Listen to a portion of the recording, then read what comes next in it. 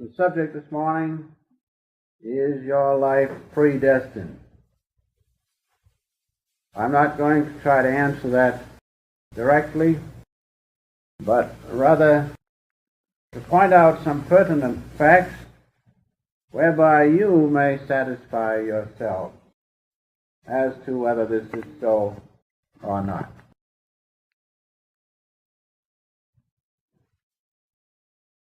One time I was discussing with the Master about certain spiritual things. I was rather in quite a confident mood, and so he said to me, he said, "Remember," he said, "I know when you are going to leave this plane. I also know when Mrs. Lewis is going to leave this plane, and your two children. But I will add that that was after he had practically lived our lives and made us over, so to speak. And so whether that is predestination, we have to decide for ourselves. I do know that he has saved the lives of some of the members of the family. Whether that was predestined is another thing. But those things he did do. And he said those things. Now you also know that Lazarus was dead, but Jesus lifted him again. In other words, Jesus changed the dream of God so that Lazarus lived again. Whether that was predestined, you will have to decide. In the case of my own mother, she one day was taken with a stroke, and the doctor said she wouldn't live until morning.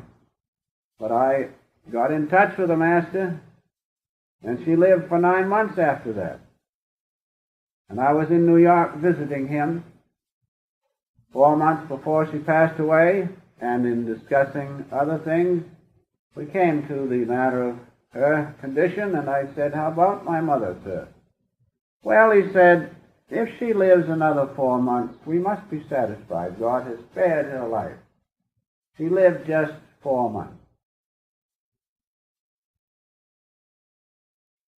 And then you also have read in the autobiography about Sir Testerji, who extended his lifespan, I believe it was 15 years, in order that he might meet the Master when he came to visit him.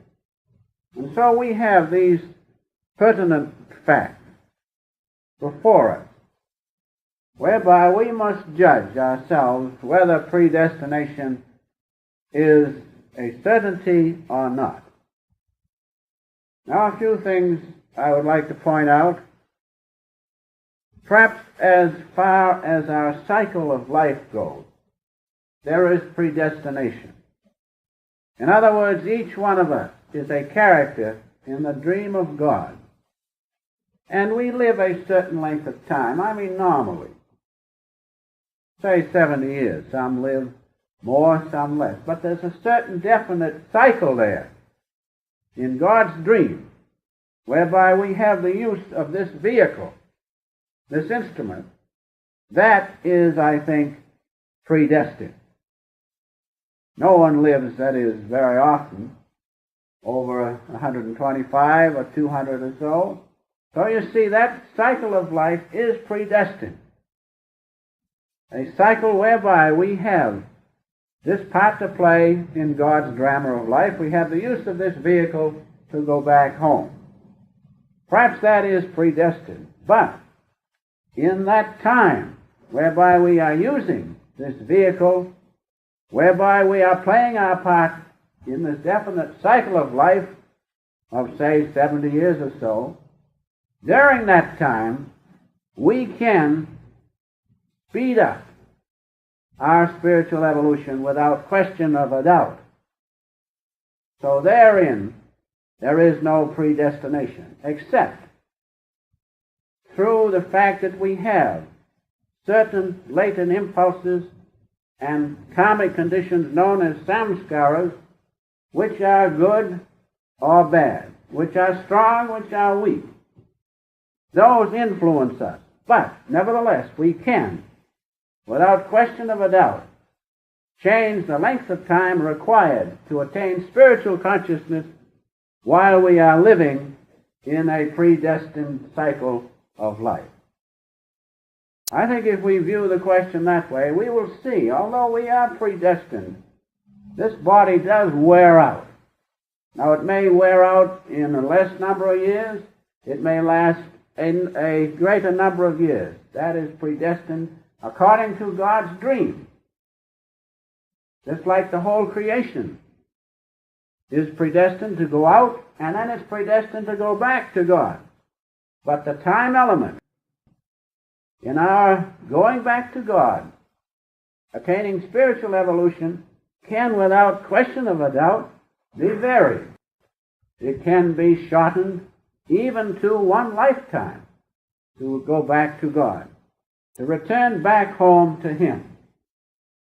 That certainly goes beyond fate, destiny, and our lives surely are not predestined in that question, because God has given us free will to accept Him, to make a great effort, to make a smaller effort, to go back home to Him.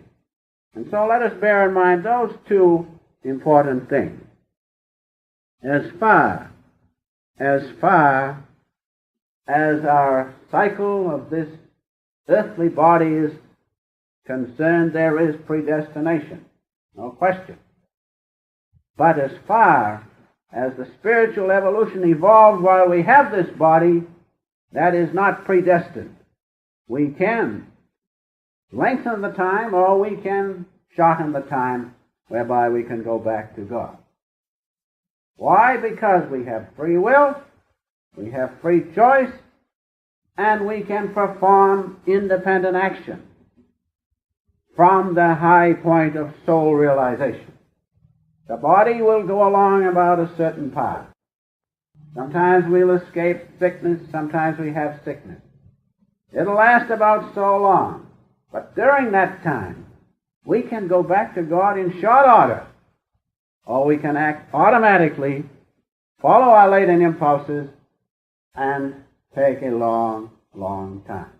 Incarnation. And so in that matter, our life is not predestined, the spiritual aspect of it, but in the vehicle, the body, its cycle, that is predestined. Now let us go on just a little bit, following this line of thought, concerning predestination in the abstract and in the concrete. Now in the abstract is the overall picture. Creation comes from the great force of God, the great force of repulsion going out from His great consciousness, backed by His great will. That's the force of creation. Now that goes out and creates all things. Now just as sure as that goes out, it's predestined to go back to God. And science is proving, and has proved, I believe, that this creation is like an expanding balloon. What expands from God's consciousness due to His great force of repulsion must come back through the law of attraction back to God. And so we all, as Ramakrishna said, all will be saved. All will go back once more into His ocean of consciousness. Therein is predestination in the abstract. But in the concrete, in our own individual life, there we can vary it. There we can use our own independent action and speed up the time whereby we do not go back as creation goes back into God's great consciousness, but we go back individually into His presence while creation goes on. That's why we are children of God. That's why we have that power, because we're made in His image. He has given us free will. We have the power of acting independently thereby going back to Him before creation is drawn back into His bosom. And once going back to Him, consciously, through independent action, through the effort of independent action, there is no forceful return. Saints come because they want to come to help humanity. But we are not pushed back into it like we are when we do not consciously go back to God. And so that individual part, that concrete part, is not predestined, because God gave us free will to go back to Him. I might give an illustration which would perhaps help you. We want to go from here downtown, here to the Civic Center. According to predestination, we're going to the Civic Center and we're coming back. But we can either go way out around, down through even around the Imperial Beach, Coronado, and cross the ferry to the Civic Center. Sure, we can have lots of fun wasting time. Or we can go right direct to the Civic Center, because we have free will. And so you can see in the abstract, we do not have free will, but in the concrete, God has given us free will to go back to Him, to accept Him, to reject Him as we wish. So remember that illustration. In the abstract, it's God's show. He's running the business. But in the concrete, He has given us the power, because we're made in His image. Not to wait a million years before we get back to Him. It takes a million years to go from ego to cosmic consciousness. Who wants to wait that time? He has given us the power even in one lifetime, as the Master has said, and as many who have meditated deeply can prove to you that cosmic consciousness can be contacted in one life. Is that predestined? No. It is not predestined. It is because we have the power of free choice. We have the conscience to tell us what to do, and we can act automatically, following our natural impulses which keep us tied to this life, or following the intuition of the soul through independent action. If we follow our natural impulses, we will stay in this wheel of birth and death. We will stay in outward consciousness. But if we use our independent action, being guided by the soul consciousness which is God within us, then we can, in a short time, go back to Him. That aspect of us is not predestined.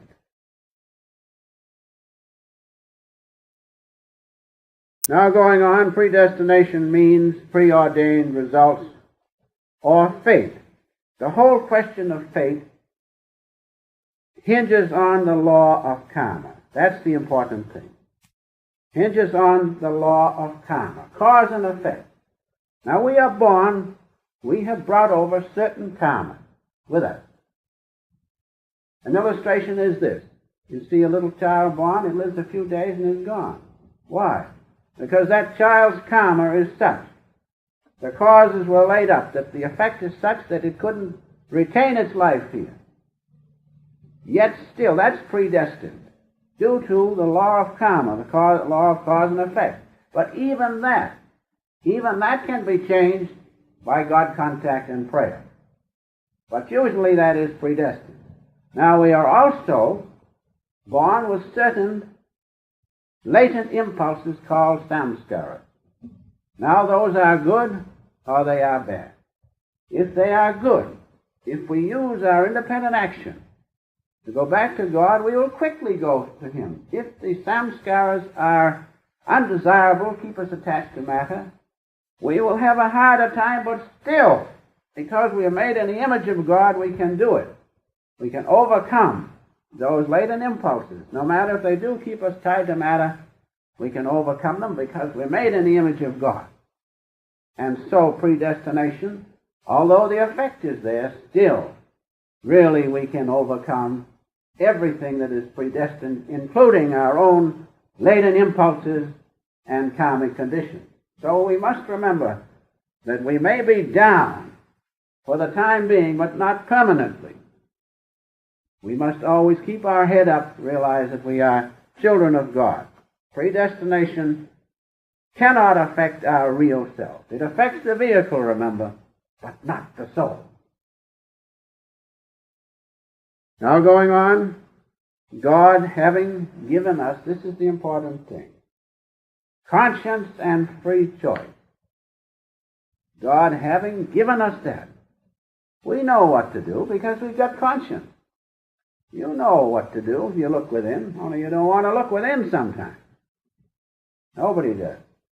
But you have the power of conscience and free choice. Therefore, you can remember, you can act automatically, following your latent impulses of drifting along with the tide, dying, being born again. Or you can use the power of independent action which you have to do those things which spring from soul consciousness. And thereby you lay up good causes. You see, you lay up good causes which produce good results and produce in you good latent impulses to be used later in this life or in the next life. So that's the thing to remember. We, having free choice and the power to act as we like, can act like an automatic machine, or we can act like a real child of God. That we have, that power. Now going on, as far as automatic action is concerned, if we automatically follow our karma, we drift along with the tide, but we do not have to do that. That's the important thing. You know the story in the Master's the autobiography about the fact that he was supposed to be married. I don't know whether once or twice, but that doesn't make any difference. The point was he was supposed to be married, but did he do it? No. Why? Because we have independent action. We have free will to do what we should do, not just to follow our latent impulses. And also we have the power to overcome environment. Even though environment is bad, don't give up and say, oh, I can't meditate, this noise and that noise and so forth. Change your environment. Get into a closet or someplace. I used to go up in the rafters in my father's summer home to get out of the noise. But where there's a will, there's a way, because our life is not predestined if you don't believe it or don't accept it. So do not accept it. Do not accept predestination, especially about your soul. The body is pretty difficult, but not the soul. The soul is always free, even in a diseased and bad body. So remember, don't let predestination be applied to your soul activity. And now, to close, I would like to point this one thing out. Because we have free choice, conscience, and the power to act independently, we are molders of our destiny.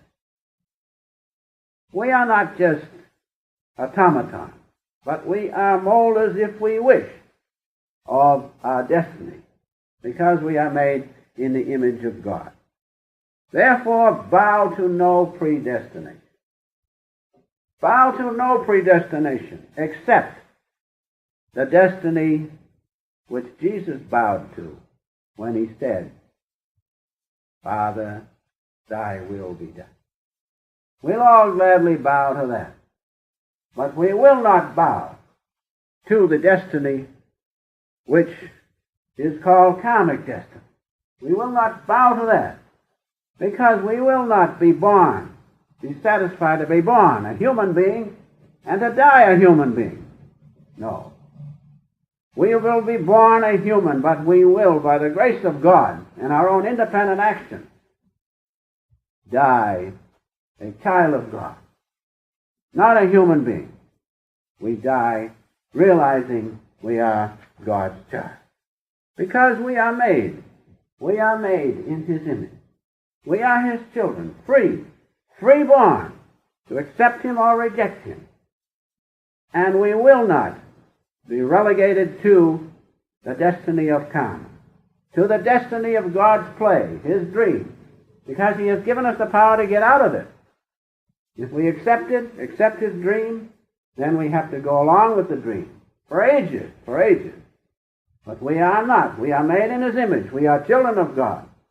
And remembering the 82nd Psalm, the 6th verse, wherein it says, I say ye are God.